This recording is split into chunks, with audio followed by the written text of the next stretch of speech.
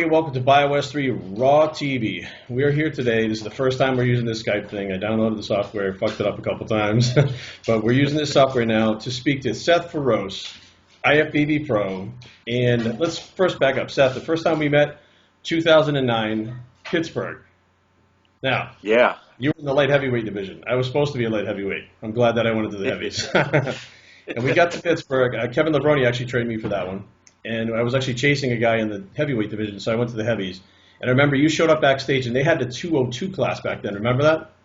Yeah. And we thought you were with the 202 class. We're like, oh, it's Hani's guy, and he's with the 202s. Everybody thought I was a European pro that didn't speak a lick of English because I didn't say a word to nobody. And I remember they said, you were with Hani. I don't know if you're actually training with him yet or not, but they were talking about Hani's new guy and stuff. And they said he's a light heavy, and I was like, holy shit. Well, obviously you went up, won the Pittsburgh. Yeah. And then went on from there and won, what was it, your next show was what? I went to Nationals was the next show. I went down to, where was that? That was in Hollywood, Florida. That was down in next to Miami. And I forgot, I remember when we started getting friendly, but we started talking here and there. I remember you came to the Maryland one year. I remember you came out here. Yeah, that was the following year. That's whenever, because I remember seeing you, because we looked different at the time. Yeah. You were in shape for the Pittsburgh, and then whenever I saw you, you looked normal. So it's like one of those things that like, oh yeah, now I remember you went to see your face. But the Cabbage Patch face. Yeah, I was the one that transformed the most. I go from being gaunt face to being chubby and all kind of weird looking shit.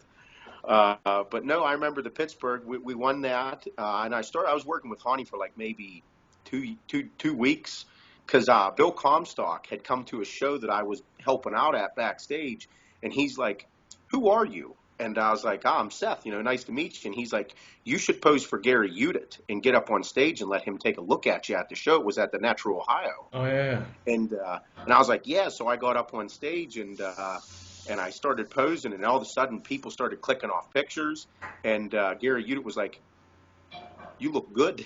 You're good to go," And about a week later, at the show, Comstock was like, I'm going to send these pictures to everybody, and you're going to get phone calls. And I'm like, fucking A, let's see what happens.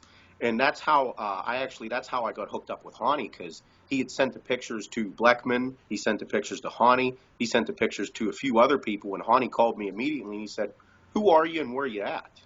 I told him what was going on. He's like, "Well, why don't we work together here for a couple weeks and see if I can dial you in and help you out a little bit for the Pittsburgh?" And I'm like, "Great, And, of course, I fucked up a little bit, and then he helped me dry out a little bit for the Pittsburgh, and then we actually worked completely together for Nationals, and then we ended up, winning light heavy at Nationals and turning pro. Okay, I'm asking you a question now that probably nobody else has asked you, and I remember we talked about it. How old were you before you took your first cycle of steroids? I was 20 years old. Okay, and how long had you been training before you decided to jump on them? I started lifting weights when I was about 13 years old. Okay, so it's been quite a while. Yeah, I was fat as fuck. So my thing was I just wanted to start looking good. My nickname was Chubbs, so I was like, fuck you, dude. I'm going through puberty. I don't want girls calling me Chubbs. So I started lifting weights, and then probably when I was about 15 years old, I started training pretty hard.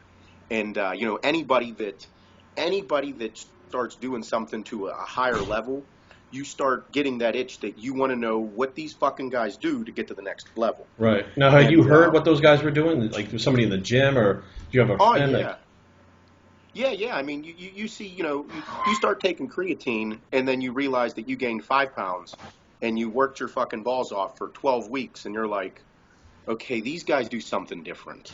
Something's different. And you know what it is because you're in the gym every day. You start reading up. Back then, whenever I was 17 years old, I read magazines and I read books. Yeah. The internet really didn't even exist at that point.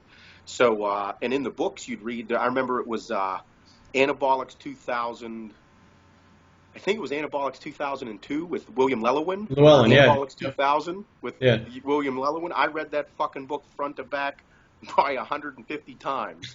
and that's really whenever I started connecting all the dots, and I was like, anybody, once you get to a certain level, that's what you have to do. Right. So, I talked to a couple guys at the gym, and they told me to stay away from it. They said that they did a few things here and there, and they were like, just understand that that's what you're getting yourself into. And they kind of